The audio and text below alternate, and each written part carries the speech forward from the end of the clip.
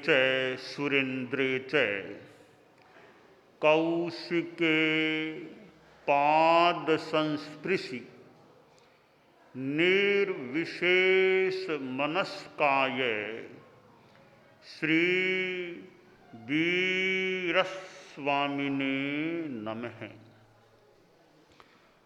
आर्हत वाङ्मय में कहा गया है, सवणे नाणे बिन्नाणे पच्चखाणे य संजमे अनन्हवे तवे चेव बोदाणे अकिरिया सिद्धि। आश्रय सत्संगत शब्द का बड़ा महत्व है, और महत्व इसलिए है कि उसकी अर्थात्मा बड़ी महत्वपूर्ण है। हम भाषा का प्रयोग करते हैं, शब्दोच्चार करते हैं, शब्द बोलते हैं। शब्द अपने आप में जड़ होते हैं, पुद्गल होते हैं, जड़ होते हैं। शब्द में वैसे कोई विशेष दम की बात नहीं, पर कौन सा शब्द किस अर्थ में स्थापित किया हुआ है, उसका अर्थ क्या है, वह अर्थ शब्द का प्राण होता है। यानी जो पुद्गलात्मकता है शब्द की, वह तो शरीर हो गया। उसका अब जो अर्थ है वो शब्द का, उस शरीर का मानो प्राण होता है। परंतु आत्मा है, प्राण है, संसारी अवस्था में शरीर में रहती है। एक जीवन में अकेली आत्मा जीवन में नहीं रहती है। इसी प्रकार अर्थ को हम शब्द के माध्यम से या संकेत के माध्यम से ग्रहण करते हैं। चूंकि शब्द में अर्थ होता है, इसलिए शब्द भी अपने आप में महत्वपूर्ण बन जाता है कि अर्थ का वाहक शब्द है।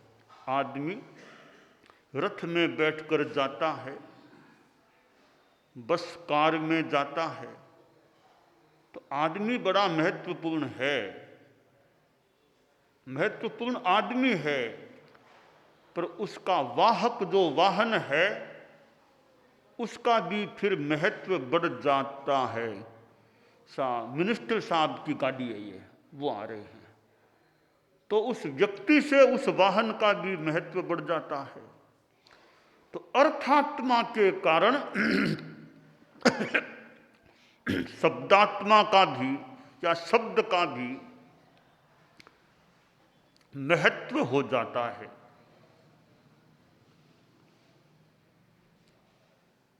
सत्संगत शब्द है, इसमें एक बड़ा अर्थ निहित है। संतों की संगति या अच्छों की संगति।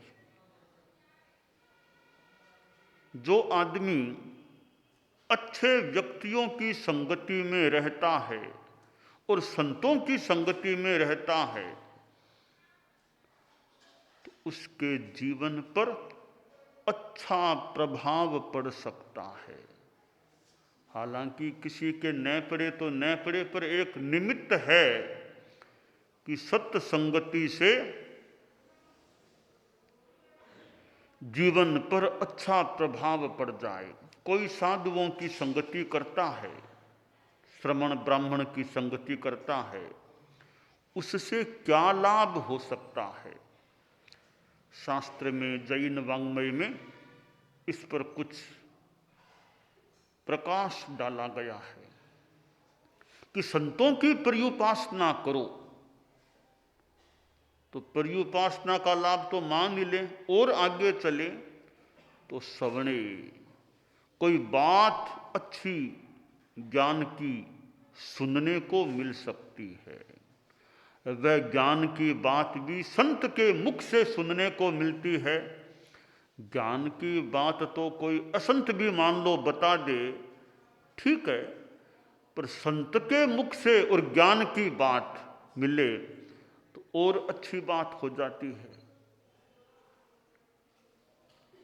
तो पर्युपासना से पहला लाभ है कि कुछ सुनने को मिल जाए। सुनना है तो आगे से आगे श्रृंखलाबद्धता चलती है। सुना, संतों की वाणी कान का विषय बनी, फिर वे मन का विषय भी बनती है। तो क्या होता है? ज्ञान मिलता है। संतों की अच्छी वाणी से, कल्याणी वाणी से श्रोता को ज्ञान मिल जाता है। श्रोता ध्यान से सुनने वाला हो तब हो, श्रोता और सोता बन जाए। श्रोता, सोता और सरोता, तीन स्थितियां हो जाती है सुनने वाले की। श्रोता, सोता और सरोता। श्रोता तो वो जो सुनता है, वो तो श्रोता है। अब थोड़ा सा रे हटा दो और सैदंत हो जाए तो सोता, सोने लग गया। कल्याणी वाणी का लाभ नहीं मिला क्योंकि वह तो सो गया। जागरूकता से सुने तो कुछ प्राप्त हो सकता है। नींद आ जाए, फिर दीवाल का सहारा भी मिल जाए साथ में, नींद की स्थिति हो, नींद आ जाए तो फिर वो सोता हो गया। वो श्रोता था, वो अब सोता हो गया। वो एक बुढ़िया मां थी, गांव में संतों का चतुर्मास था, तो बुढ़िया थी, बुढ़ी वृद्ध अवस्था की, रोज संतों के प्रवचन कार्यक्रम में जाती। ठीक है, उपासना करना भी बढ़िया है। तो उसका जमा जमाया बुढ़िया का स्थान था, एक कोई दीवाल थी, वहाँ आराम से वो सहारा लेकर के बैठ जाती। ठीक है, वृद्ध आदमी को तो सहारा भी मान लो अपेक्षा पड़ जाए, तो वहाँ वो रोज उसका जमा हुआ स्थान था, वहाँ बैठ जाती। बुढ़िया प्रायः नींद लेती, व्याख्यान कार्यक्रम में बैठ जाती, नींद ले लेती वह। तो उसका एक पोता था 8-10 वर्ष का कोई, वो भी कभी कभी यूँ संतों के ठिकाने में खेलता खेलता सा आ जाता। तो उसने देखा रे दादी माँ तो सो रही है, नींद ले रही है। तो बच्चा भी था, थोड़ा विनोदी थोड़ा बच्चा था। तो एक दिन आया और पिसी हुई मिश्री थी, दादी माँ का मुंह खुल गया था नींद में ऐसे, तो उसने वो पिसी हुई मिश्री का कुछ अंश दादी के मुंह में डाल दिया, चला गया। व्याख्यान कार्यक्रम पूरा हुआ, बुढ़िया धीरे धीरे चलकर, घर पास में ही था संतों के ठिकाने के, घर आई। तो पोता था, वो दादी माँ आज व्याख्यान में क्या सुना, कैसा व्याख्यान हुआ, महाराज का व्याख्यान कैसा लगा? कि व्याख्यान बहुत मीठा था, आज का बड़ा मीठा व्याख्यान हुआ, बहुत मीठा व्याख्यान था। ठीक, अगले रोज फिर वो बुढ़िया गई और वो वैसे नींद आ गई, मुंह खुल गया। वो बच्चा था ही पोता, फिर वो खेलता खेलता उधर गया। आज वो नमक साथ में ले गया था, तो मुंह खुला था तो दादी के मुंह में नमक डाल दिया। फिर वो दादी घर में गई, व्याख्यान के बाद पूछा, दादी माँ आज का व्याख्यान कैसा? बेटा आज तो बड़ा खरा व्याख्यान, बहुत खरा व्याख्यान था आज का। तो यानी श्रोता सोता हो गया तो वो ज्ञान का लाभ नहीं मिलता।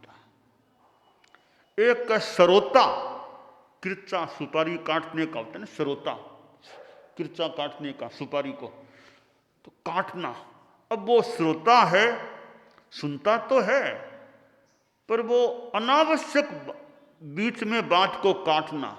ज्यादा ज्ञानी बीच बीच में काट, महाराज ऐसा नहीं, महाराज ये नहीं, ऐसे बोलो ऐसे बोलो, ज्यादा ज्ञान है ही नहीं, बीच बीच में बात को काटने की चेष्टा करता है, या कोई बात कह दी अब उसको काट काट के निंदात्मक रूप में अवांछनीय प्रयास करता है, तो उसको हम मान ले श्रोता, वो श्रोता हो गया। तो श्रोता हो, ध्यान से सुने, तो उसको अगला लाभ क्या मिल सकेगा?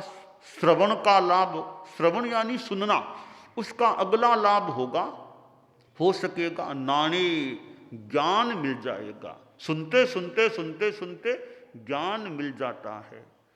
कोई बाल मुनि है, अपने अग्रणी का व्याख्यान सुने, तत्व ज्ञान की बातें सुने, सुनते सुनते सुनते सुनते कई जानकारियां उसकी बढ़ सकती है। परम पूज्य गुरुदेव तुलसी विराजमान थे, गुरुदेव के सानिध्य में कई इतिहास की बात, संस्मरणों की बात, कोई तत्व ज्ञान की बात, आगम की बात, जो अनेक बातें चलती है। कोई ध्यान से सुनेर ग्रहण करे तो सुनते गुरुदेव का व्याख्यान कोई ध्यान से सुने तो सुनते सुनते कई जानकारियां मिल सकती हैं। ग्रहण करने वाला ग्राहक बुद्धि से सुने तो सुनने से ज्ञान बढ़ता है।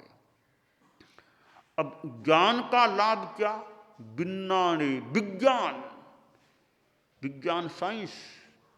यहां विज्ञान हे उपादेय का भेद कर लेना कि सुन तो लिया, जान लिया, अब छोड़ना क्या, ग्रहण क्या करना, जीवन में क्या बात चीजें छोड़ना, किन चीजों को ग्रहण करना, अच्छाइयों को लेना, बुराइयों को छोड़ना, यह विज्ञान प्राप्त हो सकता है।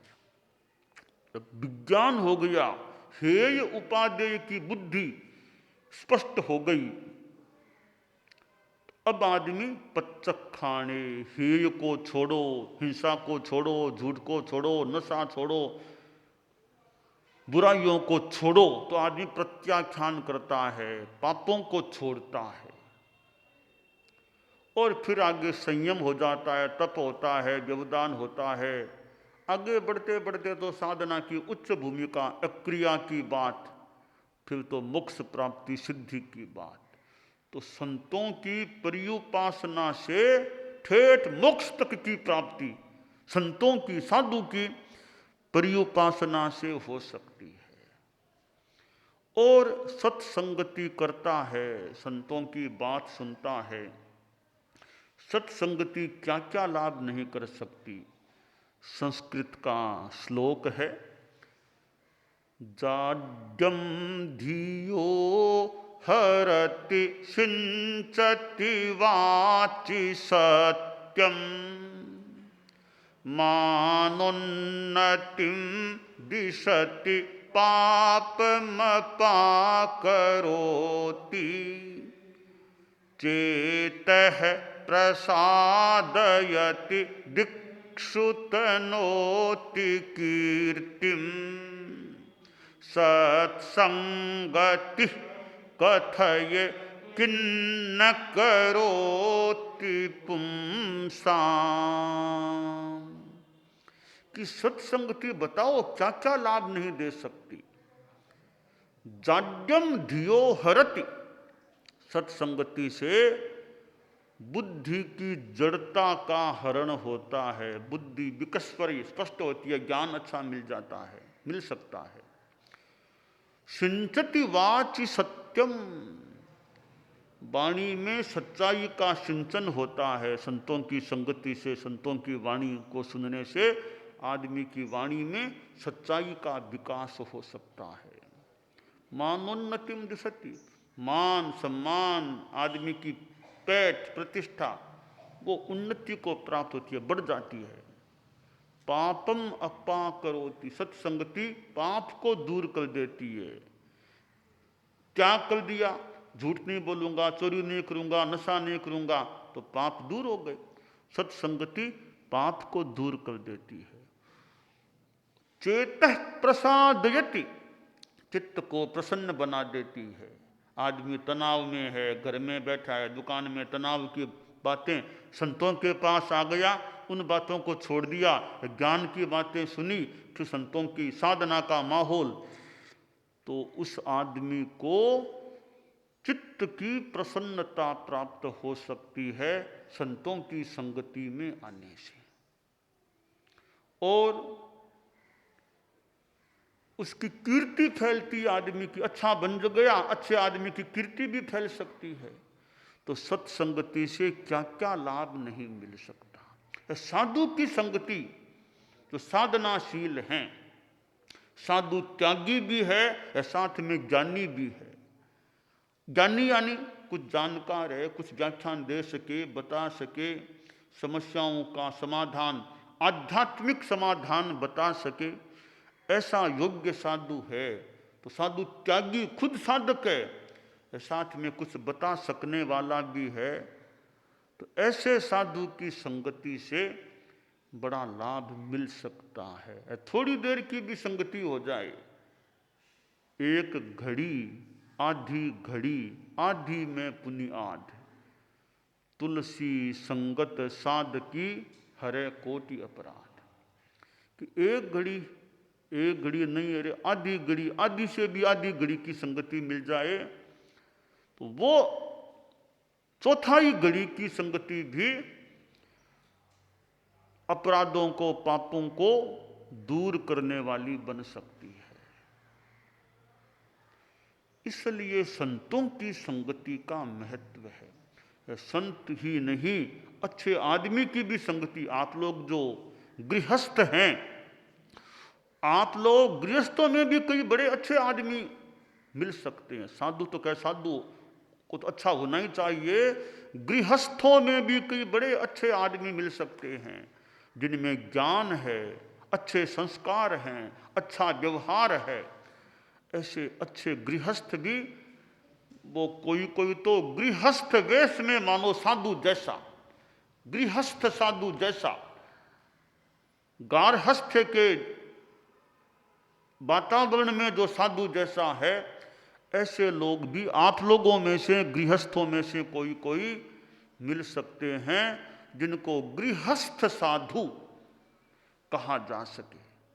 क्योंकि साधना है, ज्ञान भी है, अनासक्ति है, ठीक है, गारहस्थ का जीवन तो ऐसो है, बाकी साधुता है, अच्छापन है, तो वह आदमी गृहस्थ साधु कहलाने का अधिकारी बन सकता है।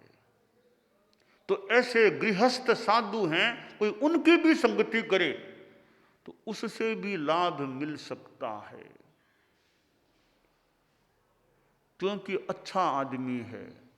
अच्छे के पास रहने से अच्छे संस्कार मिल सकते हैं, अच्छा ज्ञान मिल सकता है, जीवन में अच्छाइयों का विकास हो सकता है।